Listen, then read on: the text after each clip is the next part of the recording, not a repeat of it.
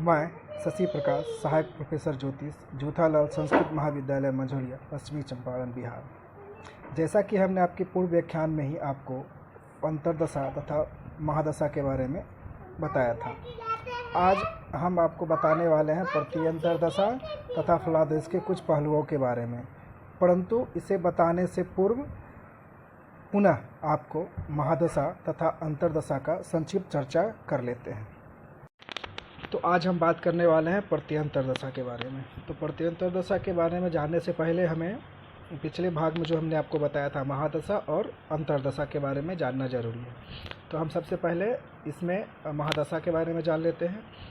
सूर्य का महादशा वर्ष 6 वर्ष का होता है, चंद्र का महादशा वर्ष 10 वर्ष का होता है, मंगल का महादशा वर्ष 7 वर्ष का होता है, बुध का महादशा वर्ष 17 वर्ष का होता है, बृहस्पति का महादशा वर्ष 16 वर्ष का होता है, शनि का महादशा वर्ष 19 वर्ष का होता है, शुक्र का महादशा वर्ष 20 वर्ष का होता है, राहु का महादशा वर्ष 18 वर्ष का होता है और केतु का महादशा वर्ष 7 वर्ष का होता है। अब हम बात करते हैं अंतर्दशा पे। तो अंतर्दशा प्रत्येक ग्रह की महादशा में 9 ग्रह की अंतर्दशा होती है। जैसे सूर्य की महादशा में पहली अंतर्दशा सूर्य की, दूसरी चंद्रमा की, तीसरी सोम की, चौथी राहु की, पाँचवीं बृहस्पति, फिर शनि, इसी तरह क्रमानुगत चलते रहेगा, ये होता रहेगा। अब हम जानते हैं अंतर्दशा जानने के नियम। तो उसका पहला नियम क्या है? वर्ष को उसी संख्या से परस्पर गुना कर गुणनफल में 10 से भाग देने पर जो शेष बचेगा उसको उसमें गुना करने से दिन होता है। दूसरा नियम यह है, महादशा वर्ष को उसी से गुना कर जो गुणनफल आएगा उसके इकाई अंक को छोड़कर जो शेष अंक बचेगा उसमें 3 से गुना कर दिया जाएगा। ये 2 नियम। तो हम बात करते हैं उदाहरण के तौर पे। सूर्य महादशा में सूर्य की अंतर्दशा क्या होगी? तो सूर्य महादशा के अंतर्गत ज्ञात करना है तो प्रथम नियमानुसार सूर्य महादशा 6 वर्ष का को 6 से गुना कर दिया जाएगा तो 36 हो जाएगा, और 36 में हम जब 10 से भाग देंगे तो इसमें 36 में जब हम 10 से भाग देंगे तो इसमें मेरा बच जाएगा 3 माह और शेष बच जाएगा 6 दिन। तो 6 को फिर क्या करना है, 6 को हम 3 से गुना कर देंगे तो फिर क्या हो जाएगा 18। तो सूर्य महादशा में सूर्य की अंतर्दशा जो होगी वो 3 माह 18 दिन तक चलेगा। ठीक इसी प्रकार हम दूसरा चंद्र की अंतर्गत बताए तो सूर्य महादशा में चंद्र की अंतर्दशा क्या होगी? तो सूर्य की महादशा वर्ष 6, चंद्र की महादशा वर्ष 10। तो 6 गुना 10 बराबर 60। अब 60 में 10 से भाग दिया जाएगा तो बचेगा 6, शेष बच गया 0। इसलिए सूर्य महादशा में चंद्र की अंतर्दशा सिर्फ 6 माह तक चलेगी। अब हम आगे बात करते हैं सूर्य महादशा में मंगल अंतर्दशा क्या होगा? सूर्य महादशा वर्ष 6, मंगल महादशा वर्ष 7। तो 6 गुना 7 42 हो जाएगा। अब 42 को हम 10 से भाग देंगे तो 4 लब्ध हो जाएगा और शेष मेरा क्या बच जाएगा 2। अब 2 को क्या करना है, हमको दिन में कन्वर्ट करना है तो उसे 3 से गुना कर देना है तो फिर क्या हो जाएगा 6। तो सूर्य महादशा में मंगल की अंतर्दशा जो होगी वो 4 माह 6 दिन होगा। ये एक तरीका था जो हमने आपको बताया। अब इसी के अंतर्गत क्योंकि ये हम इसलिए आपको बताएं क्योंकि प्रत्यय अंतर्दशा समझने के लिए हमें पीछे का अंतर्दशा और महादशा के बारे में जानकारी देना मेरे लिए उचित था, इसलिए हमने आपको बता दिया ताकि आपको प्रत्यय अंतर्दशा समझने में सुविधा होगी। तो अब हम बात करते हैं प्रत्यय अंतर्दशा के बारे में।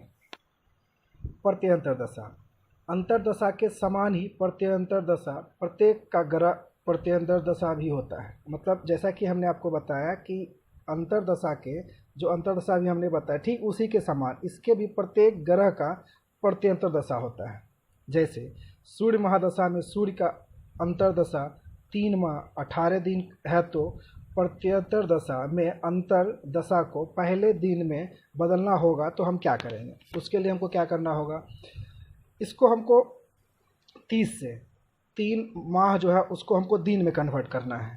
तो 3 माह हो जाएगा आपका 90 दिन और 18 दिन मेरे पास पहले से था तो अगर टोटल जोड़ दें तो 108 दिन होता है। अब हमें करना क्या होगा, अब 108 को सूर्य की महादशा वर्ष जो 6 है उससे हमको गुना कर देना होगा। तो 108 गुना 6 बराबर 648 होता है। अब 148 मेरा हो गया। अब इसको हमको फिर से क्या करना, फिर एक 648 में 120 से भाग देना होगा। 120 कौन सा आया, तो हमने आपको पहले ही बताया था जब महादशा की बात हम कर रहे थे, तो जो 120 जो मानव का परम आयु होता है, जो हमने आपको पहले बताया था, उससे हमको भाग देना है। तो भाग देने के बाद क्या होता है, 5 लफ्ज़ बचता है और दिन शेष आपका 48 बच जाता है। तो अब क्या करना होगा, शेष को क्या करना होगा, शेष 48 को दिन मान जो 60 का होता है, 60 घटी का होता है, गुना करने के बाद फिर 120 से भाग देना होगा। 48 गुना 60 अब जब हम करते हैं तो 2880 होता है। अब क्या करना, 2880 को 120 में भाग देना है।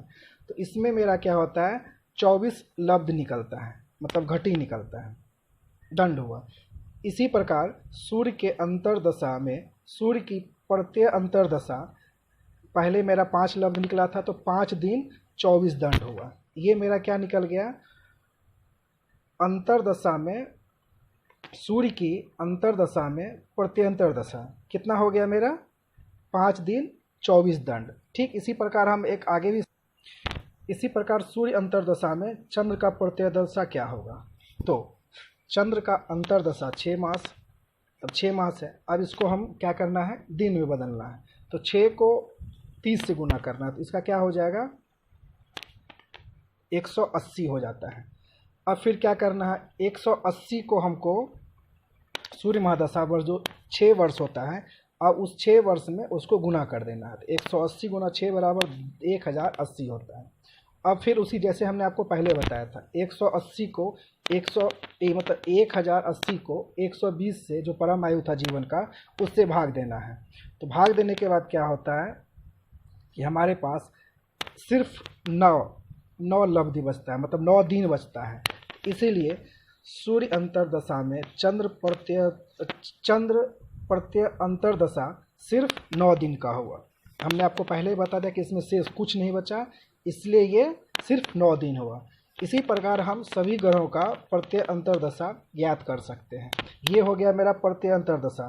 इसके अलावा आपके द्वारा पूछा गया था कि हम फलादेश कैसे निकालते हैं। तो फलादेश निकालने के लिए हम आपको कुछ महत्वपूर्ण जानकारी दे रहे हैं। जब तक ये उपलब्ध ना हो सामने में तो फलादेश सही नहीं निकल पाएगा, तो लेकिन ये जानकारी ज़रूरी होता है।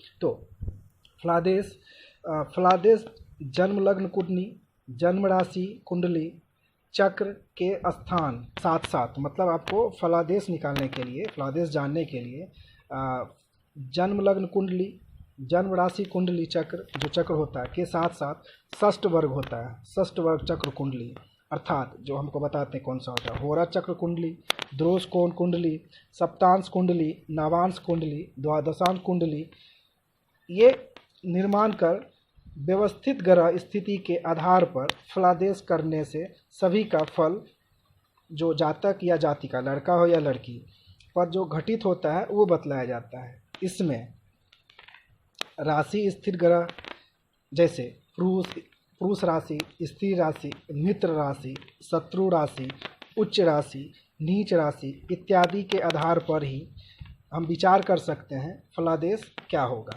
मतलब ये कुछ चीज़ें हैं जिसके आधार पे ही हम उसका फलादेश निकाल पाएंगे, अन्यथा मौखिक फलादेश हम किसी का निकाल नहीं सकते हैं। तो आज हमने आपको महादशा, अंतर्दशा, प्रत्यय अंतर्दशा तथा फलादेश पर संक्षिप्त चर्चा की। हमें विश्वास है कि इससे आपको आपके ज्ञान में वृद्धि होगी। धन्यवाद।